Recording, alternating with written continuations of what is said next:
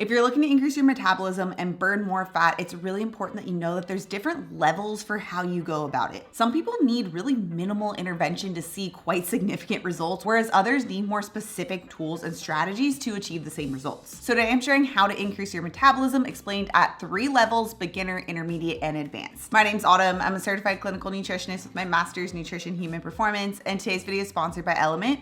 More on them in a bit. Okay, so each of these tools really build upon one another. You can't just start with the advanced tools. You have to make sure that you're going through the beginner, intermediate, and then advanced, because they each stack on one on top of the other. It's just as we go through those beginner, intermediate, and advanced, they get more and more specific, and just starting with those advanced tools could not get you the same results as if you even just started with the beginner. Which, speaking of, let's start with the beginner level. So the 3 main steps at the beginner level to increase your metabolism is to resistance train appropriately, eat more protein, and get 8 or more hours of sleep. Now, the causes of a slower metabolism are usually from undereating, muscle loss, and overexercise or overtraining. The best example of this is with the Biggest Loser study. I'm not sure if you guys remember that show, but it's where Jillian Michaels really got her start. Basically, they took people and really underfed them, like 800 calorie diets, and really over-exercised them. This obviously resulted in quick weight loss in the beginning, but over time, a lot of those people gained that weight back, and then even more so. And the study found that even years later, their metabolism has significantly suffered. It is so much lower than before they started The Biggest Loser. And unfortunately, the strategy of eating a lot less and exercising a lot more is what a lot of people do, and this is what results in that slower metabolism. So in this beginner phase, we really need to make sure we're balancing out exercise properly in order to recover the metabolism and burn fat more efficiently. Now, the right balance for everybody will look a little different, but from what I've seen with most people that I work with is anywhere between 2 to 4 days per week of some type of resistance training. This could be like traditional strength training or something like Pilates, and making sure that it is truly well structured. This is where either having a personal trainer or using some type of class where the instructor really knows what they're doing is going to be very important. There are even a lot of great programs online too. I'll put one of my favorites down below if you want to check that out. And then the remaining days, just making sure that you're staying active and walking, which we're going to be talking about in just a second, but not going overboard with the exercise. More is not always more. And especially in the case of a slower metabolism, more can be a lot more detrimental. A big issue is if you're somebody who loves high intensity interval training. Occasionally adding that in like 1 to 2 days per week can be great, but it is so much more intense that it requires so much more recovery from the body that it really should not be done more than 1 to 2 days per week. Otherwise, it can result in more muscle loss and even slower metabolism. And then to support that exercise, you need to be getting in more protein. This is the other area people tend to lack. If you just exercise but you're not having enough protein, then you're breaking down your muscles and you're not rebuilding it, which will result in that slower metabolism. On the flip side, if you're just having protein and you're not doing the exercise, you're also not going to see the same results. So we need to get a balance of both of these. Now, how much protein you need will depend on your goals. Anywhere usually between 30 to 50 grams of complete protein at each of your 3 meals is what I've seen, but that is quite a range. So if you want a more specific number, I have a completely free protein calculator you can check out. I will also have that link down description below. And you're gonna wanna make sure you're getting it from high quality sources. This means high diaz sources or proteins that are very digestible, and it includes mostly animal-based proteins like beef, lamb, goat, chicken, fish, eggs, all the different dairy products, and then fermented soy products like tempeh are a better plant-based option.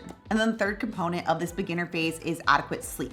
Because if you're doing the exercise, if you're getting the protein, but you're not getting enough sleep, that is where your body's actually taking the work that you did earlier from the exercise, the protein that you need to recover, and actually doing the recovering of the muscle so that you can help build back your metabolism. So if you're not getting enough high quality sleep, this can actually really slow down your body's ability to repair muscle, which can further result in muscle loss and further result in a slower metabolism, even if you're getting enough protein and exercise. Make sure you're actually going to bed on time. I know it is so easy to just get lost in like the Netflix or Amazon binge cycle of watching shows, or to be scrolling on Instagram or YouTube right before bed, but you really need to have a hard stop bedtime for yourself, allow enough time for you to actually wind down so you're getting at least 8 hours of high quality deep sleep. I've done a lot of videos of this on the past. I'm not gonna dive too much into it, but making sure that you actually have a bedtime, which I know sounds so basic, but really adds up, and getting at least those 8 hours of restful sleep. Which, speaking of exercise, I wanna give a huge thank you to today's sponsor, Element. Element is an amazing electrolyte company, and they were specifically created with intermittent fasting, athletes, low carb eating, and whole food eating in mind. They actually contain the sodium, magnesium, and potassium to help balance electrolyte levels, which are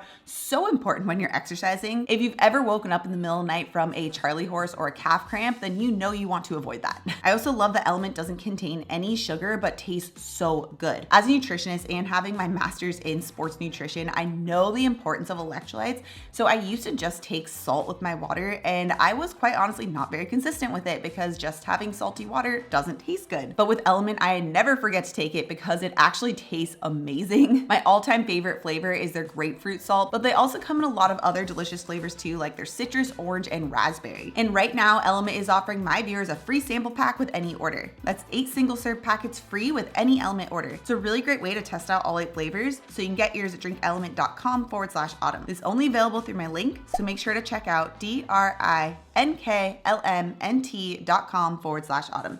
The link is also in the description down below. Okay, now we get into the intermediate phase. Remember, this is where you've already done everything with that beginner phase. If you have not done those things, don't even bother with this next step. It won't work. At the intermediate phase, we're doing 3 things. We're removing sugar-sweetened drinks and all added sugar. We're removing crackers and chips, and we're also scaling back on cardio. There's actually been studies showing that drinking sugar-sweetened drinks reduces our metabolism. And just eating more sugar in general causes our body to switch more into that sugar burning state and less into the fat burning state. It also makes it very easy to overeat and eat well beyond our body's needs because sugar has such addictive qualities. And the more sugar we eat, the more sugar that we crave, which means we keep having to have sweeter and sweeter and sweeter things. So the biggest ones you first want to look out for are all sugar sweetened drinks. That is the easiest way to cut out a significant amount of sugar. Sodas are one of the most obvious ones, but on top of that, things like energy drinks are also very sneaky, very high sugar sources. And the other very sneaky, very high sugar sources are coffees and teas. If you're having anything other than coffee with some type of milk in it, then it probably has quite a bit of sugar. So you want to replace those drinks with zero sugar alternatives. So my favorites are like sparkling waters, Topo Chico is amazing. Spindrift is also fantastic. It just uses fruit in order to sweeten it a little bit. And then black coffee or unsweetened tea with just milk or a little bit of heavy cream. Or you can try my vanilla latte recipe. It is so good. I'll have that linked right up here. Even a regular latte with just milk and coffee is such a better alternative. In fact, studies show that those who have more